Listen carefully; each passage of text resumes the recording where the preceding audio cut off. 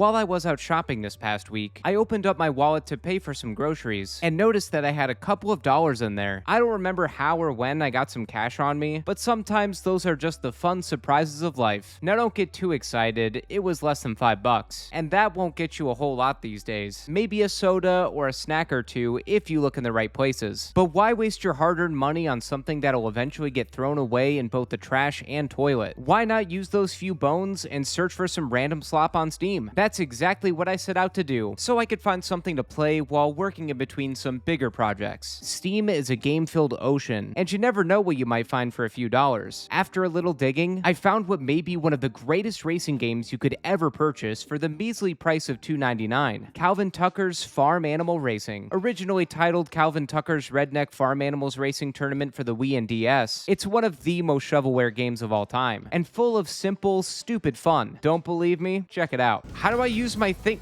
What am I doing? I'm pressing every button. Oh, a shotgun. My God! A blunder blast him to death. Oh my Lord! Look, I was like, look, we got a toupee, but it's a porcupine.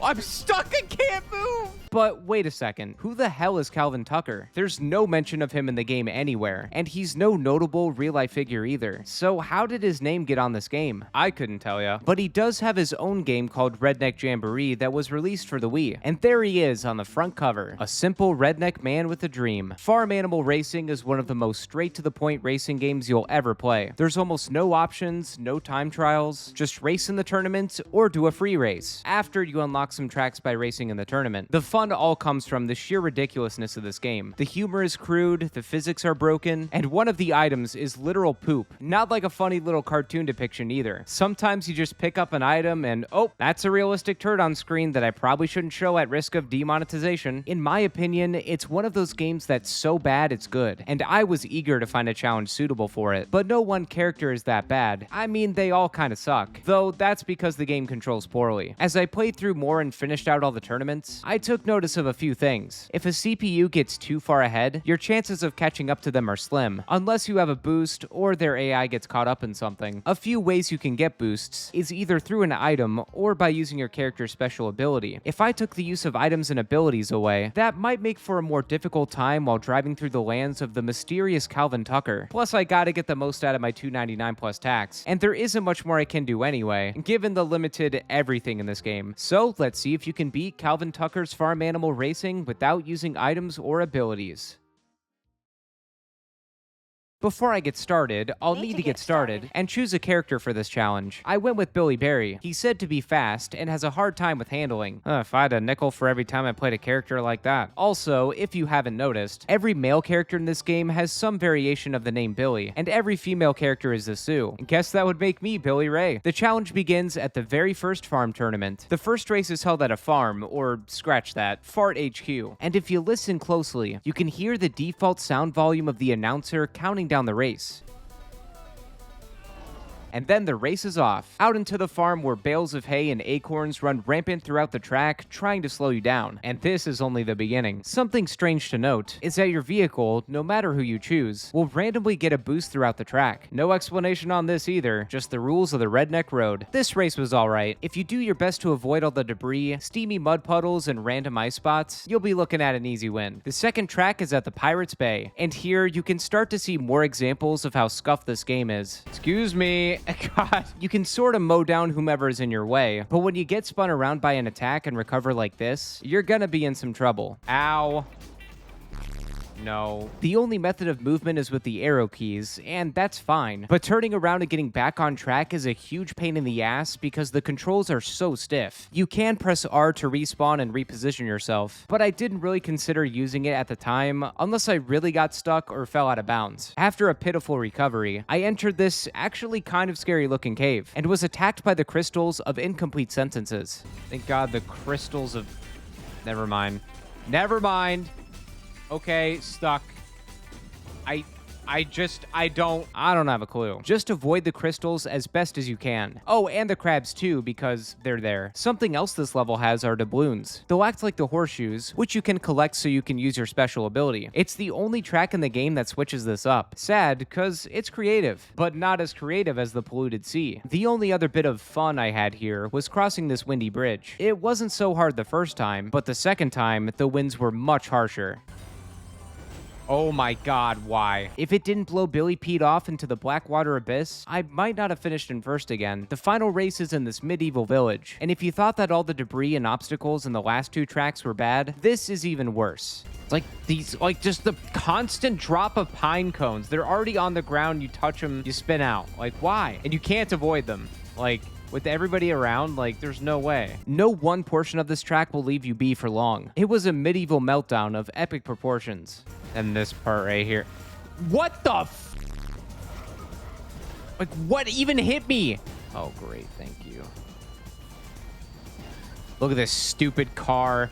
Look at this stupid car. As annoying as they were, I think the large 3D fish that have no animations whatsoever are my favorite. While the race overall wasn't looking so hot for me, I was comforted by the fact that I had so many points that I'd win no matter where I placed. Somehow, as I was approaching the finish line in the final lap, one of the flaming rocks that plagued the village launched me so fast that I almost stole first.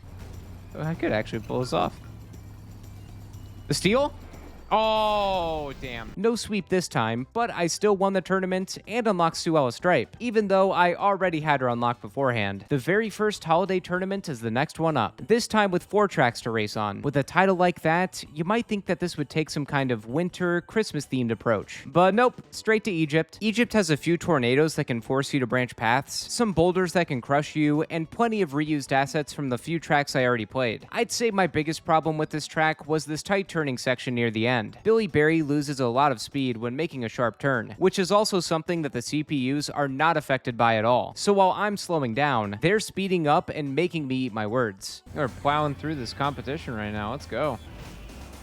Okay, well, spoke too soon. I dropped down to second, but overtook Billy Slick's spot in first in the final lap, which he didn't take too kindly. The next race takes more of a holiday approach with a track called Somewhere Freezing. Alright, that's kind of funny. The snowy mountains were treacherous and full of craters. I could manage all of that, but what I couldn't were the attacks by my fellow Bills. Okay, that's fine. Thanks. Oh my...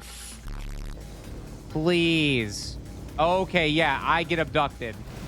I'm not even... Why did I get sent back? This was a combination of crap. The first attack was a Molotov from Slippery Billy that didn't even look like it hit me. Then Billy Cool used his special ability, which sends out a junky-looking UFO to slow you down, pick you up, and then slam you to the ground. I think because I was going upward on the slope, the momentum from the crash brought me back down. This would only be the first mishap in the many frozen blunders that led to me getting 4th place.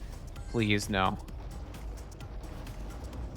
All right, just hit R. You can't turn around with this thing. Please don't push. Not right now. Please don't push. Oh, engine strikes quick and true. Not...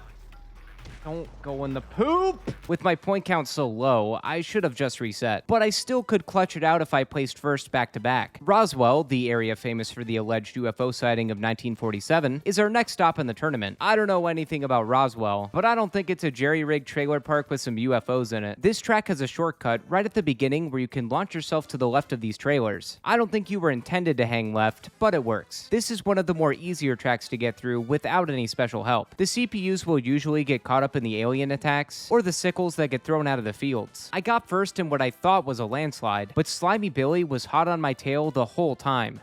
It's okay? Boom. God, how close was he? Slimy Billy. The other two were down by 18 seconds. This win brought me to a tie with Billy Slick for first. All that I had to do was get first in the final race at the Pirate Bay. Wait, weren't we just here? Ah, this is the reverse Pirate Bay, because they already ran out of ideas by the second tournament. This race started out on the right foot. I stuck close behind Billy Cool in the top 2, and I thought I'd soon have an opportunity to sneak past him. But out came the windy poop bridge of destiny. Not Oh, dear. Just fall off, man. It's okay. Not even worth it. Just fall off. Then the crystals in the cave messed me up good in the second lap. I'd recover from these incidents and got back to second place with the finish line closing in. Except Calvin Tucker's homies weren't done with me yet. I slid on some slime on the bridge this time and felt the wrath of vegetables that weren't even on the track anymore. Oh my... No... What the f hit me? In this moment, I thought it was Slimy Billy who I was tied with because there's just too many Billies in this game. The mix-up made me think I might have won, but unfortunately, I didn't. Close tournament. If only I had done a little better in Somewhere Freezing. Well, there's always the next try, and the next try, and the next try, and the next try, and the next try, to briefly put it, I was at this tournament for the next hour and a half. This was partially due to two tracks, Somewhere Freezing and the Pirate Bay, and also maybe because of CPU plot armor. No. I tried to respawn and the game punished me. I thought I could respawn out of the UFO grab and the game was like, no, you're gonna be sent all the way back for your crime. Somewhere Freezing has a lot of hills to climb that will reduce your speed, and with nothing to help me move faster, that sets me at a huge disadvantage. Of course, the CPUs have the use of abilities and items, so they're not affected much by this, nor do they really seem to suffer through the obstacles and terrain. When you get hit, it feels like it takes forever to recover, but when it happens to a CPU, they usually bounce back almost immediately. It can be a crapshoot though. I've witnessed the CPU's AI completely fall apart after getting hit or sliding even once. Then at the Pirate Bay, I don't know, something always stupid was happening there. Themselves, I don't care. Oh my god! Again, these two tracks just had it out for me, and repeating them over and over again was frying my brain. I think that might have also been the effect of listening to every track's 20-second long looped music. But with the first place finish in Egypt, followed by second place in the ice and first in Roswell, I had 26 points going into the Pirate Bay, and was once more so far ahead that I could place anywhere and win. I got my trophy, unlocked Billy Slick, and entered another weird trip tournament. This is where the game officially ran out of track ideas, and just threw 4 races together reverse style. Nothing to see here. I won this on my first try with a total of 30 points and got my next new character. And look, we unlocked Billy Barry. Never played as him before. However, the Redneck Extreme Tournament would not be taken so lightly. There's only 3 races this time, and 2 of them I had a ton of issues with. I already covered Somewhere Freezing, but to refresh you on this medieval track, it just has too many things getting in your way. There's way too many pine cones dropping in the forest, and there's almost nothing you can do about the flamethrowers. Sometimes, if you catch them at the right time, you can use them to damage boost to high speeds. But you gotta watch out when you reach the drawbridge into the castle, because the flags have hitboxes and will put you at a dead stop, unless the fish get to you first. Come on, fish, get him. Not me! I could win in Roswell almost every time without fail, but these 2 tracks were something else. God. Why?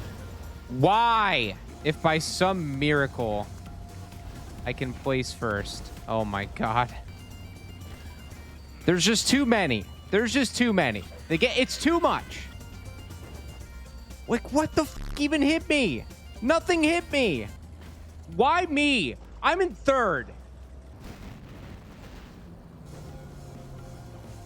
Wait a second.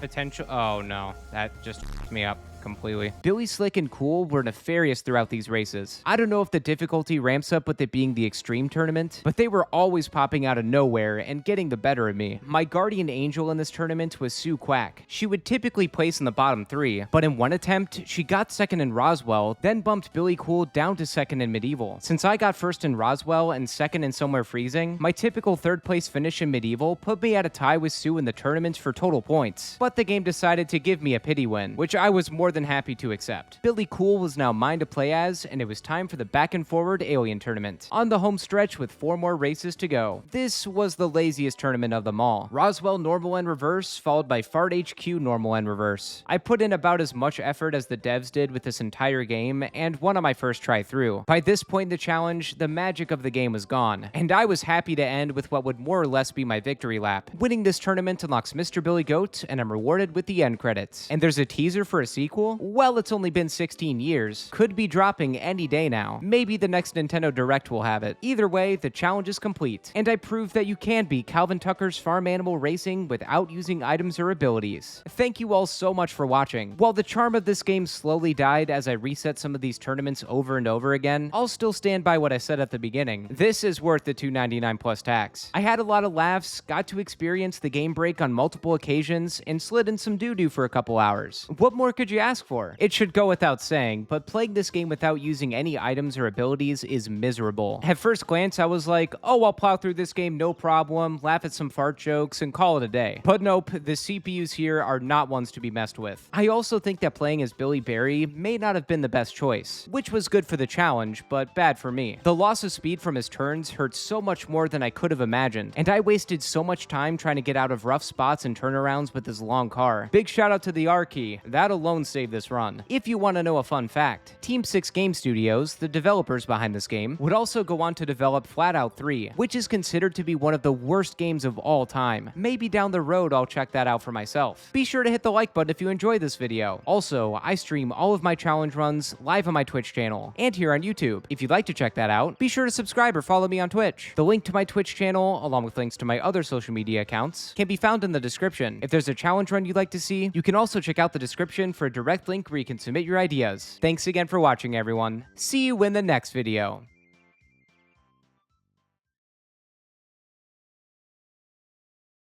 I don't even know how to use my item.